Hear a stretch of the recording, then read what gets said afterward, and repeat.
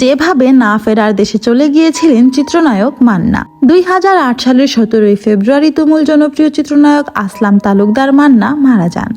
রাজধানীর ইউনাইটেড হাসপাতালে চিকিৎসা বিলম্বিত হওয়ার কারণে এই অভিনেতার মৃত্যু হয়েছে বলে দাবি তার পরিবারের, যেটা নিয়ে মামলা চলমান রয়েছে।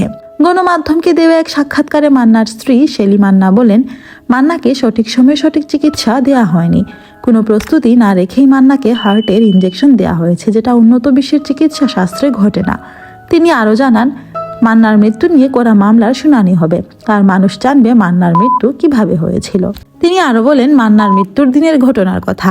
মান্না মাঝরাতে যখন বাসায় ফিরেছেন তখন বুকে একটু ব্যথা করছিল। রাতে খাওয়া দাওয়া করেছেন, কিন্তু ব্যথা তো যায় না। মান্না অতি সতর্ক একজন মানুষ, তাই ভাবলো ইউনাইটেড হাসপাতালে যাবেন। তিনি আরো বলেন, মান্না কিন্তু গাড়ি চালিয়েই হাসপাতালে গিয়েছেন। ডাক্তারের ভাষায় acute heart attack, cardiac arrest হয়েছে। যদি কারো কার্ডিয়াক অ্যারেস্ট হয়, সে কোনোভাবেই গাড়ি চালিয়ে যেতে পারবে না, একটা স্টেপও নিতে পারবে না। মান্না যখন হাসপাতালে ভর্তি হলেন তখন ভোর 4:45। মান্নার চিকিৎসা সাধারণ ডাক্তাররা করেছেন। ট্রিটমেন্ট করে যখন কন্ট্রোলের বাইরে চলে গেছে তখন 7:40 দিকে তারা হার্টের একটা ইনজেকশন দেয়, নাম এসকে।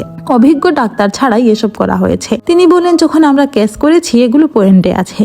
সিঙ্গাপুর বা ব্যাংকক সহ উন্নত দেশে অপারেশন থিয়েটার প্রস্তুত রেখে, কার্ডিওলজিস্ট সঙ্গে রেখে তারপর ওই এসকে ইনজেকশন দেওয়া হয়। মান্নার বেলা এসব করা হয়নি। ওই ইনজেকশন দেওয়ার পর মান্না গুংরানি করে বমি করে দিয়েছিলেন। তাদের ডাক্তার রুটিন অনুযায়ী 9টায় এসেছে।